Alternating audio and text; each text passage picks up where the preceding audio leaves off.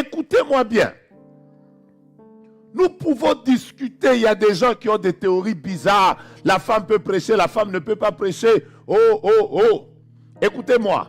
En matière d'onction et d'esprit, il n'y a pas de différence entre l'homme et la femme. La Bible déclare, vos fils et vos filles prophétiseront. Dieu est même allé plus loin. Non seulement qu'il a pris tous les genres, il les a mis dedans, Dieu est même allé toucher les âges. Il a dit, vos vieillards auront des songes. Il ne s'est pas arrêté aux vieillards. Il est allé aussi aux jeunes gens auront des visions. Ça veut dire que la puissance de Dieu, marcher par l'esprit, c'est ça qui est à la mode et ça ne disqualifie personne. Tous nous sommes concernés par ça. Si j'étais toi, j'allais bouger mon voisin avec mon coude pour lui dire, voisin, si tu ne marches pas dans cette génération, tu es démodé, tu es perdu, tu n'es pas à la mode. Ah. J'aimerais maintenant vous aider. Est-ce que quelqu'un aime ces choses? Je ne vous entends pas. Quelqu'un aime ces choses? Ah là là, je sens que je vais vous dire des choses bien. Si tu n'es pas révolté cette semaine et tu n'aimes pas l'esprit, c'est qu'il y a des problèmes. Mais en réalité, pourquoi Dieu fait descendre son esprit? Pourquoi Dieu fait descendre son esprit? J'ai plusieurs raisons que je vais vous donner, mais je vous donne d'abord la première aujourd'hui. Pourquoi Dieu a besoin que ceux qui vont travailler pour lui marchent par l'esprit? Pourquoi cette génération de l'esprit? Je vais vous expliquer en réalité c'est quoi. Christ est sur la terre. En étant sur la terre, il gagne les âmes, il prêche la parole, il délivre les malades, il délivre les démoniaques, il guérit les malades, il purifie les lépreux, il ressuscite les morts. Qu'est-ce qu'il fait d'autre? Il prêche la repentance, il pardonne le péché, il fait plusieurs choses, il multiplie le pain, il fait tellement de choses, Jésus. Mais sa mission n'est que de 3 ans et demi. Première limite, Dieu ne lui a pas donné l'éternité sur la terre. Dieu lui a dit, tu viendras pour faire telle période pendant telle période. 3 ans et demi après, Jésus est obligé de partir, premièrement. Deuxièmement, Dieu l'envoie dans la chair. Dieu l'envoie dans la chair. Étant dans la chair, il est limité par l'espace et il est limité par le temps. Donc, Jésus ne peut pas être partout en même temps. Il ne peut pas être à Paris en même temps, il ne peut pas être à Montréal en même temps. Imaginez-vous que même si Jésus était resté ici et que nous étions avec lui à nos côtés ici, mais ça devait être difficile parce que nous l'invoquons ici. Il est quelle heure? Il est 20h.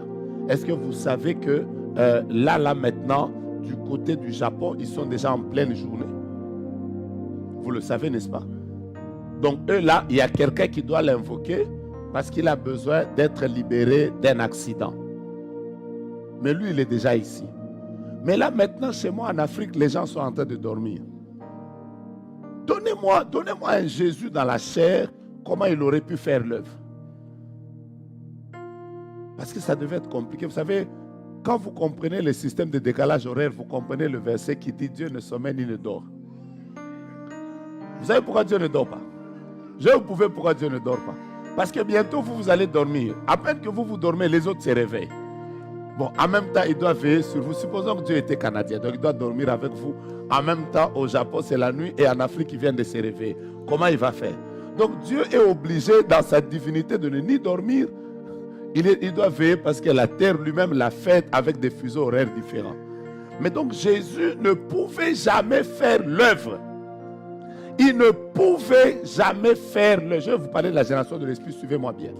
Il ne pouvait jamais faire l'œuvre en étant limité. Et en 3 ans, il ne pouvait jamais faire l'œuvre. Même si on lui avait donné 2000 ans, Jésus ne devait pas faire l'œuvre. Mais Jésus a voulu en réalité multiplier des Jésus.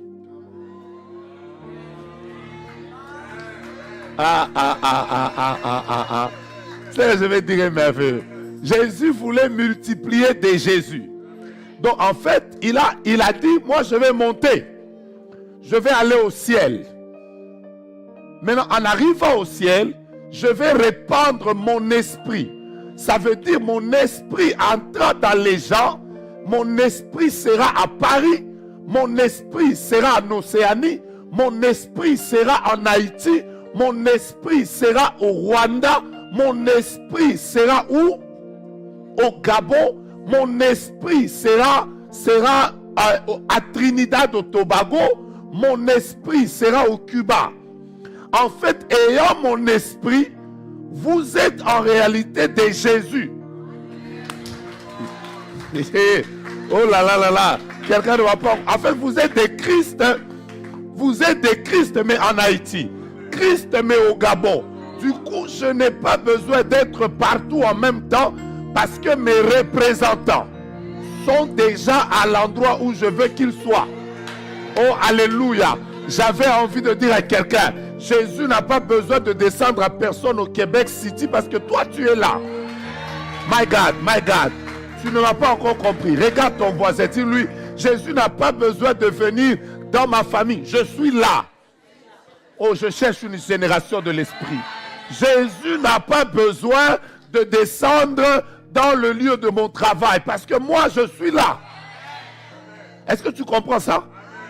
Jésus n'a pas besoin de venir encore guérir les malades dans ta maison parce que toi, tu es là. Vous n'avez pas encore compris. Vous n'avez pas encore compris. Écoutez-moi. Éphésiens chapitre 4, que vous n'allez pas lire, verset 11, par exemple, la Bible déclare, il a donné les uns comme apôtres, prophètes, évangélistes, pasteurs et docteurs. Vous avez ce qu'on appelle les ministères.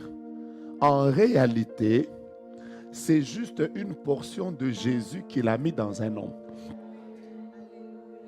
Vous comprenez ça? Je vais vous le prouver. Est-ce qu'il croit avec moi que Jésus était l'apôtre? La Bible l'appelle apôtre. Qui croit avec moi que Jésus était prophète? La Bible déclare qu'un grand prophète est apparu au milieu de nous. Qui croit que Jésus était pasteur? La Bible l'appelle le pasteur des brebis. Qui croit que Jésus était docteur? Nicodème a dit qu'il n'y a personne qui enseigne comme toi tu enseignes. Qui croit que Jésus était apôtre? Parce que la mission d'apôtre, c'était quelqu'un. Jésus était évangéliste. Parce qu'il a d'abord quitté le ciel pour venir nous gagner sur la terre. Vous comprenez ça? Jésus était le tout. Jésus était apôtre, prophète, évangéliste, pasteur et docteur. Mais maintenant, quand il est monté au ciel, pour que l'œuvre se multiplie, il a distribué un peu du Jésus dans les gens. C'est comme ça que moi, on m'appelle prophète. Ce que je manifeste, c'est une portion de Jésus. Mais dans la dimension de Jésus prophète. Pasteur, Thierry est pasteur. Il manifeste Jésus, mais dans la dimension de pasteur. Celui qui est évangéliste, il manifeste Jésus, mais dans la dimension de...